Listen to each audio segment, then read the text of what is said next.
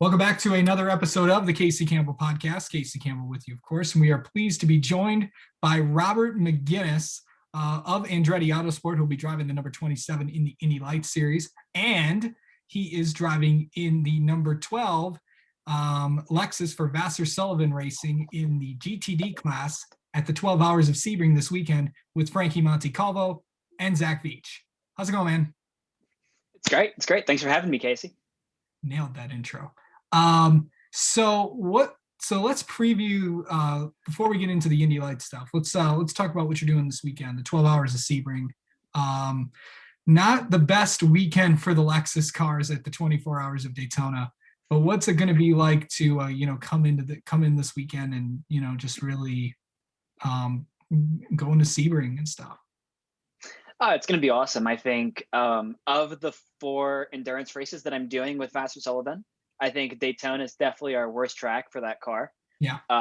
So if we're going to have a bad result, let's have it at that one. Let's learn from it, and then let's move on, right? Sebring's going to be good. We had a test there, I think a month ago, and it went super well. We were really quick. I have never driven the Sebring full course before until then. So that was a whole new experience. It's an awesome track. And it's good. I think we're going to be good at Sebring. I think we're going to have fast cars, and Vasser Sullivan is such a good team all around. It's a great atmosphere, but everyone there, they all know exactly what they're doing. They have good strategy. They know how to put races together. They know how to win races as a team. And so I have no doubt that we'll be up front. We'll be able to fight for the win. Have you been in your teammate's van? I have not been in Zach's van. I've seen it a few times, but I have never been inside of the van. That is really, for those who don't know, Zach Veach spent a few weeks living in a van while exploring, going hiking and stuff. So that was pretty exciting. He has found a place now, so that is awesome. But the van was really nice, I will say. Yeah. So anyway, coming in, what got you into this, this IMSA kind of thing? Because I know that your teammate in Indy Lights, Kyle Kirkwood, also had some IMSA runs for the Vasser Sullivan team, or what was then AIM Vasser Sullivan. Now it's just Vasser Sullivan. But what was it like? What got you into this IMSA thing? So really, it was COVID. I was sitting around after they canceled the Indy Lights season, and I had not a whole lot to do. I was stuck inside. I didn't leave my house for like 10, 12 weeks. And so I would just sit there, and I was thinking, all right, like, what race cars can I drive? Like, what can I do? And my sponsors, they all pushed all their support to 2021 to make sure that we had a season. Okay. And so I was like, all right, I don't have a lot of money. I'm sitting inside. Like, what am I going to race? And so I just started reaching out to teams here and there. And I was able to last year race in the European Le Mans Series, in LMP3 for a couple of rounds. And then I did the Intercontinental GT World Challenge. I did the Indy 8-hour with Racer's Edge. And through this entire process, I had never really done endurance racing through my entire career. And I loved it. It was so much fun. So much fun working with other drivers, so much fun doing pit stops, so much fun having strategy come into play. I loved it. I thought it was a blast. And I was like, I want to keep doing this. I kept reaching out to IMSA teams. I got in touch with Vasser Sullivan. I was talking with Jimmy and Sully for a while. And then after the Indy 8-hour, where I did a good job, they were like, hey, we want you to come and do a test at Daytona. I did a test at Daytona, and then they signed me up to run the 4 long IMSA races this year in kind of early January. And now we're here. Okay, so for those who don't know what the endurance races are, so those are the 24 Hours of Daytona, the 12 Hours of Sebring, which is this weekend, the 6 Hours of the Glen, which is coming up in sometime in July, and then the finale for the season, the Petit Le Mans, which is a 10-hour race, which is typically the last race of the year, except for last year. So, coming into, okay, let's switch gears, talk about what your big plans are this year with Indy Lights. Of course, there was no Indy Lights season because of what. But what was it? But coming into this season, Andretti has a lot of, Andretti Autosport has been the dominant team in Indy Lights, and we're seeing more and more drivers because you have, got the HMD cars with David Malukas. You have the Juncos cars, of course, Stingray Rob's in the series this year. And of course, the Andretti team is quite loaded this year, of course, with you and your teammates. What's that going to be like, heading into a jam-packed Indy Light season with a bunch of new venues? I mean, I think it's going to be so much fun. The field is stacked this year. There's a lot of really good guys. And I'm excited to have Carlin come back. That's another team that's going to be super strong. And no, it's going to be so tough. And I think it doesn't matter if you're going to be 8th or you're going to be 1st, you're going to be fighting so hard and pushing so hard every weekend. And so I'm excited. I'm super excited for that challenge. And I'm super excited to kind of put myself up against these great drivers. I'm excited to be back in the lights car. I mean, GT cars are fun. Endurance racing is fun. But I got back in the lights car for a test at Laguna a couple weeks ago, and it was so fast. The car cornered so fast in the high speed stuff. It was just so awesome and so much fun to actually drive that car again. So I'm excited, and there's a lot of cool tracks coming up. We're starting the season at Barber, which is super fun to drive, super fast. We have an addition of Detroit, which is going to be great. We have our West Coast swing at the end of the year with Laguna and Portland. Those are both great tracks. And I wish we had a Freedom 100, but besides that, everything else about the season is going to just be a blast from start to finish. Now, let's not talk about the Freedom 100. That's another topic for another day. Hey, of course, I got to ask you, as where I'm based in Michigan, of course, Detroit. It's the event I've gone to the last 4 times as a fan and as a media member. So, of course, the Indy Lights cars have not been there since 2012. It's a really, really bumpy circuit. What's it going to be like to go there? And have you iRaced on it? Yeah, so I've iRaced on Detroit a little bit. I'm not really in Detroit prep mode yet. I'll get there once we kind of get through Barber and St. Pete. But I'm excited from everything I've heard from everyone.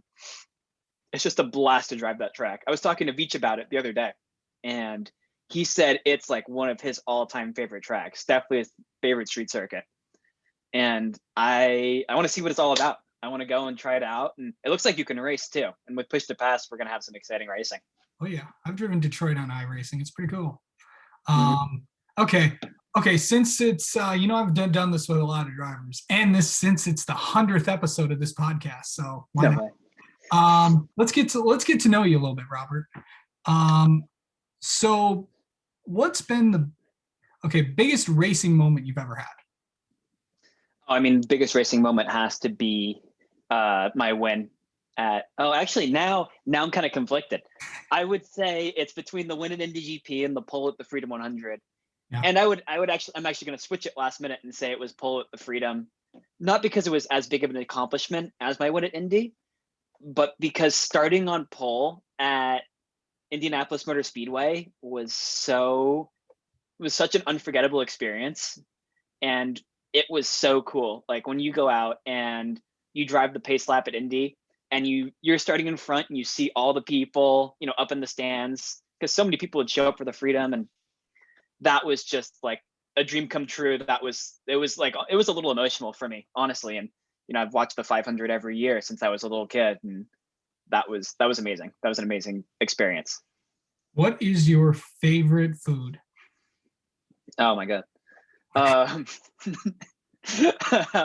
I love Korean food. My mom, her parents are immigrants from Korea. Nice. And just some good homemade Korean food. Just there's nothing like it. It's like my comfort food. I've never had Korean food before. You haven't lived. I'll bring some Korean food to Detroit. I'll bring it in some little Tupperware. Yeah, I'm sure COVID restrictions will be out with that, but yeah, let's do it. I'll take it. You can eat it in your car. Yeah, man. It's be nuts. Okay, so do you have a favorite? Do you watch any other sports besides racing? If so, what's your favorite sports team? Ooh, favorite sports team? Yeah. Big Newcastle United Premier League fan.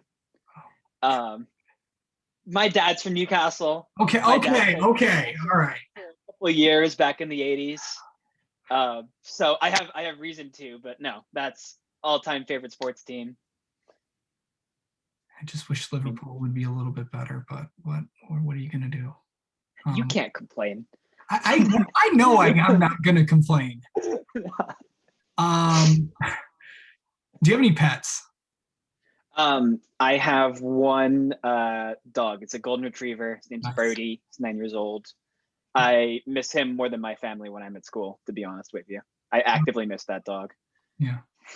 Favorite movie? Um, favorite movie? I love Star Wars. I love all the Star Wars movies. Okay. If I had So to pick one, it'd be tough. But do you want me to pick one? I can pick one. yes. Okay. Um, it would be tough. It would be tough between. Might have to be A New Hope. It's just a great movie. I watched it the other day. Just brings back all these memories. Because I Star Wars was like my entire life from age like, let's say 9 to like 21. So now. Mhm.